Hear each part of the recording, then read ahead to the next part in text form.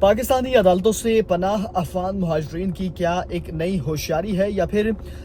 یہ بھی سوال ہے کہ کیا حکومت ایک طرف کھڑی ہے اور عدلیہ دوسری طرف کھڑی ہے؟ اور اس سے سوال یہ بھی پیدا ہوتا ہے، کیا حکومت پاکستان اور عدلیہ کے درمیان اس فیصلے کو لے کر ڈیڈ لاک آ گیا ہے؟ یہ تمام تر سوال ہیں، یہ یقینی طور پہ آپ کے ذہنوں بھی ہوں گے۔ کوشش کریں گے آج کے اس ولاگ میں ان تمام تر سوالوں کے جواب آپ کے سامنے رکھیں، اور تفصیل آج کے اس ویڈیو میں ہم آپ کے سامنے رکھیں گے۔ بسم اللہ الرحمن الرحیم۔ السلام علیکم ناظرین، آپ اپنا ڈیجیٹل چینل دیکھ رہے ہیں، میں صدیق اورنگزیب آپ کی خدمت میں حاضر ہوں۔ ناظرین، ویڈیو کا باقاعدہ آغاز کریں گے، لیکن اس سے قبل آپ تمام ناظرین سے گزارش ہے کہ ہمارے یوٹیوب چینل کو سبسکرائب کر لیجیے گا تاکہ آنے والی اپڈیٹس بآسانی آپ لوگوں تک پہنچ سکیں۔ ناظرین، ویڈیو کا باقاعدہ آغاز کرتے ہیں اور بات کرتے ہیں اس معاملے کے اوپر کہ عدالتوں کی جانب سے جو نئی پناہ افغان مہاجرین کو دی گئی ہے، کیا یہ افغان مہاجرین نے ایک نیا ہوشیاری حربہ کھیلا ہے، یا پھر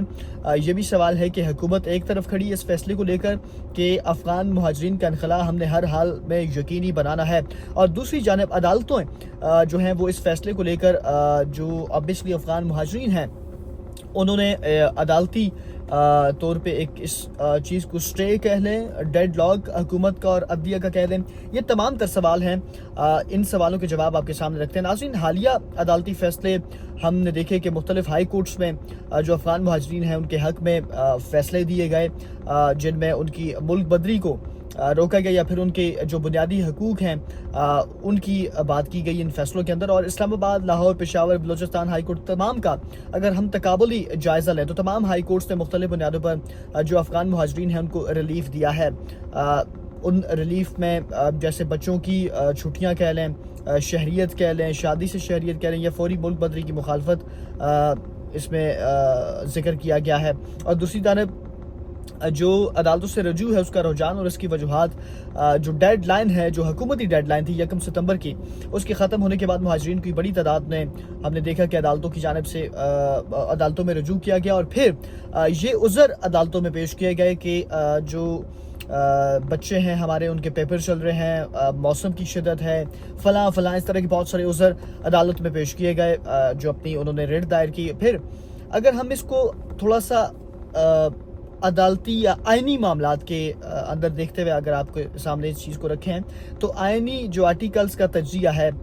وہ آپ کے سامنے بھی ذرا رکھتے ہیں کہ آرٹیکل 9، آرٹیکل 25 اور آرٹیکل 25A کا جو حوالہ ہے، یہ دے کر ثابت کرنے کی کوشش کی جا رہی ہے کہ جو افغان مہاجرین ہیں ان کو جو بنیادی حقوق ہیں ان کے وہ حاصل ہیں، اور ساتھ ہی حالانکہ یہ جو حقوق ہوتے ہیں یہ مخصوص شہریوں کے لیے ہوتے ہیں، تو وکلا کا جو کردار ہے اور عدالتی مقدمات کی نوعیت،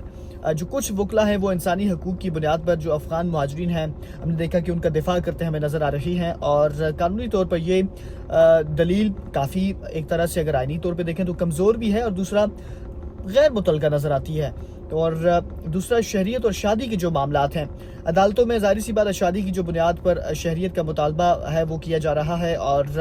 جو سٹیزن شپ ایکٹ ہے 1951 اس کے تحت یہ عمل اتنا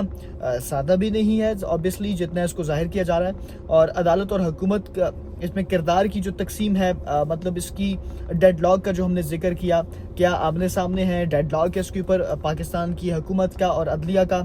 پالیسی سازی حکومت ظاہری اس کی ذمہ داری ہے، پالیسیز بنانا، آئین بنانا، اس کے اوپر امپلیمنٹ کروانا۔ دوسری جانب عدالت صرف قانون کی obviously تشریح کر سکتی ہے کہ یہ قانون ہے، اس کی یہ تشریح ہے۔ اگر ہم کیا کہتے ہیں اس کو ریپیٹریشن کا فیصلہ ہے جو وہ obviously عدالتی نہیں ہے، یہ تو حکومتی سطح کا فیصلہ ہے، اور 6 ماہ کا بہانہ یا مستقل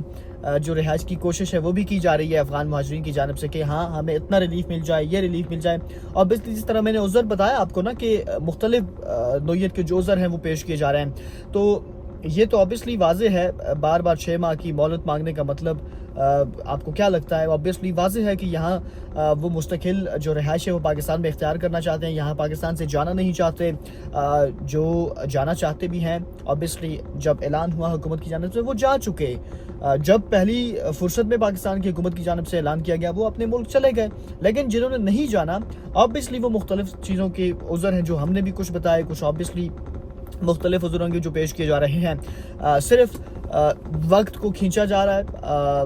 फुद्दू एक तरह का कह लें कि लगाए रखा है कि चलें जब तक चल रहा है लगाए रखें। और दूसरी जानब जो अदालतों से रिलीफ ऑब्वियसली उनको मिल गया है, स्टे लग गया इस मामले के ऊपर, तो उन्होंने वो कह दिया जी हमें तो थोड़ा सा रिलीफ मिल गया है, हम अपने मामलात यहाँ पे चला लाते हैं। और शायद कि कुछ हुकूमती ये जो डेडलाइन है, हुकूमती फैसला है, इसमें भी कुछ शायद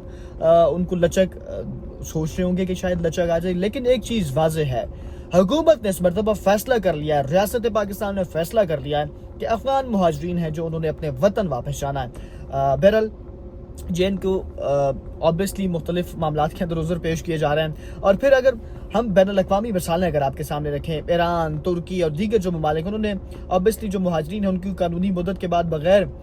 जो अदालती मुदाखलत है उसके निकाला भी है। कई ऐसे केसेस आपके सामने भी मौजूद हैं। और पाकिस्तान का नर्म रवैया ऑब्वियसली जहाँ पर दुनिया में मुनफरिद भी हमें नज़र दिखाई देता है, तो वहीं पर एक तरह से बहुत ज़्यादा नुकसानदेह भी है। हालिया हम अगर दहशतगर्दी के केसेस देखें, हालिया या फिर हम इससे कबल तमाम शहरों के अंदर पाकिस्तान के जो चोरी डकैतियों की वारदात में हमें अफ़गान जो बाशिंदे थे वो मुलविस पाए गए, बाकायदा तौर पर उनकी गिरफ्तारियाँ हुई, चालान अदालत किए गए और वो आपके सामने था। फिर तजवीज़ करदा हल और कानूनी दायरा कार अगर देखें तो वापसी से पहले जो तालीमी रिकॉर्ड है और माइग्रेशन सर्टिफिकेट है उसकी सहूलत दी जाए, ताकि अफ़गान तलबा को तालीम मुतासर नहीं होनी चाहिए, स्टूडेंट्स के लिए ये होना चाहिए। लेकिन मैंने कहा कि ये चीज़ें उनके लिए हैं जो जाना चाहें, जो गए उन्होंने अपने सारे प्रोसीजर्स फॉलो करके अपनी हर एक चीज़ को सेफ साइड पे रखते हुए वो किया। लेकिन जो लोग नहीं जाना चाहते, मुख्तलिफ उज़र उन्होंने पेश किए रखे हुए हैं। दूसरी जानिब जो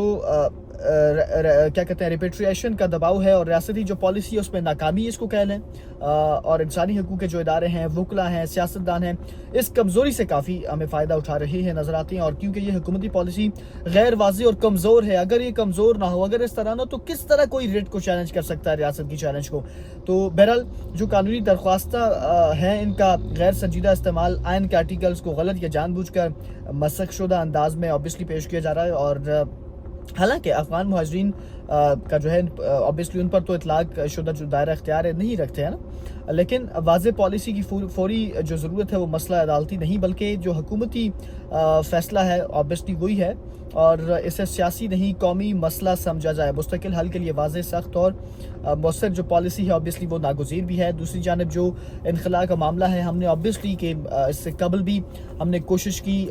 डेडलाइन से पहले भी आपको तमाम तर चीज़ों से आगाह रखा और डेडलाइन के बाद भी हम गाए बगाए जो भी अपडेट्स आती हैं वो आपके सामने। लेकिन आज कोशिश की हमने, जो हमें कई जगहों पर इस तरह नज़र आया कि अदालत की जानिब से उन्होंने अदालत से रिलीफ ले लिया, अदालत ने स्टे दे दिया, तो उसको वो खींचातानी में लगे हुए हैं। जिन्होंने जाना था वो चले गए, लेकिन जो नहीं जाना चाहते मुख्तलिफ किस्म के उज़र उन्होंने पेश किए। आप इस फैसले को या आप इन तमाम तर मामलात को कैसे देखते हैं? वीडियो को लाइक कीजिएगा, शेयर कीजिएगा और कमेंट सेक्शन में अपनी राय के साथ इस हवाले से ज़रूर कीजिएगा कि आया ये जो अदालत की जानिब से इनको रिलीफ दिया जा रहा है कि यह दुरुस्त अमल है या फिर नहीं, अदालतों की जानिब से इस तरह नहीं करना चाहिए। वीडियो में लाइक भी करें और कमेंट सेक्शन में इस हवाले से अपनी राय का इज़हार ज़रूर करें। आखिर में यूट्यूब को भी सब्सक्राइब कर लीजिएगा ताकि आने वाली इस तरह की जो अपडेट्स हों वो आसानी आप लोगों तक पहुँच सकें। अल्लाह हाफिज़। पाकिस्तान जिंदाबाद।